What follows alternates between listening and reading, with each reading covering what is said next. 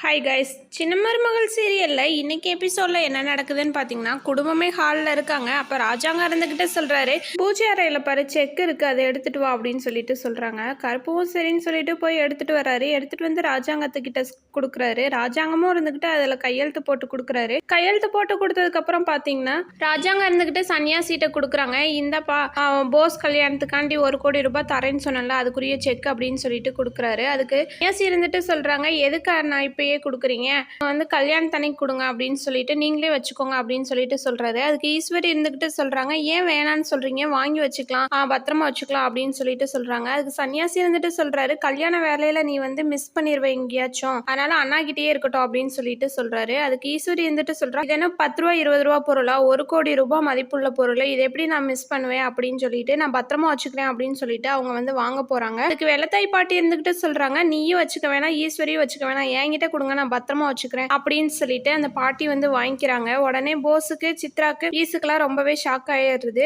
கை கெட்டினது வாய் கெட்டாம போச்சு அப்படின்னு சொல்லிட்டு ஈஸ்வரி ரொம்பவே ஃபீல் பண்றா. அங்கிட்டு பாத்தீங்கன்னா சாவித்திரிக்கும் ஈஸுக்கும் சண்டை வருது. எதுக்கு இவ்வளோ அமௌண்ட் அப்படின்னு சொல்லிட்டு அவங்க சாவித்திரி வந்து சண்டை போட, அதுக்கு என் மகன் தானே உயிரை காப்பாத்தினியா, அதனால கொடுக்குறனால உங்களுக்கு என்ன பிரச்சனை அப்படின்னு சொல்லிட்டு சண்டை வந்துட்டு இருக்கு. சண்டை போட்டுக்கிட்டு இருக்காங்க. அந்நேரம் பாத்தீங்கன்னா ஒரு ஃபோன் கால் வந்து வருது.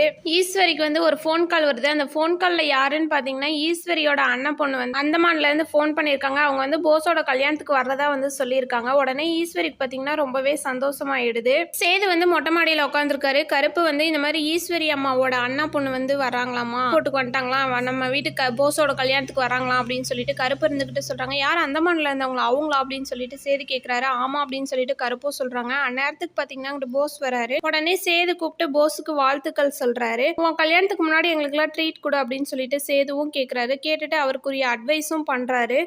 வாழ்க்கை தான் இப்படி போயிடுச்சு, இதைவாச்சும் நல்லா பார்த்துக்கோ அப்படின்னு சொல்லிட்டு அட்வைஸும் பண்றாரு.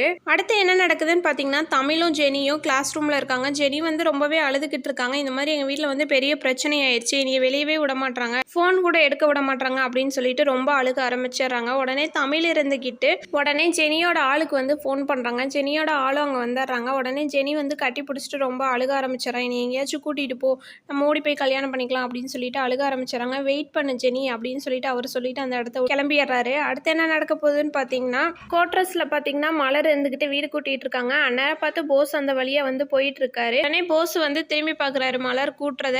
மொத பொண்டாட்டியை நம்ம ரொம்ப மிஸ் பண்றோமோ, இன்னும் அழகு குறையாம இருக்காளே அப்படின்னு சொல்லிட்டு அழுங்காம வந்து கதவை சாத்திக்கிறாரு. உடனே மலர் வந்து ரொம்பவே சாக்காயிடுறாங்க. போஸ் இருந்துகிட்டு மலர்கிட்ட வந்து பேச ட்ரை பண்றான். நான் உன்னை எவ்வளோ லவ் பண்ணேன் அப்படி இப்படின்னு சொல்லிட்டு பேச ஆரம்பிக்கிறாங்க. உடனே நீ எதுக்கு இப்போ வந்த, பழசெல்லாம் மறந்துட்டீங்களா, உங்களுக்கு எனக்கு டைவர்ஸ் ஆயிடுச்சு, வெளியே போங்க அப்படின்னு சொல்றாங்க.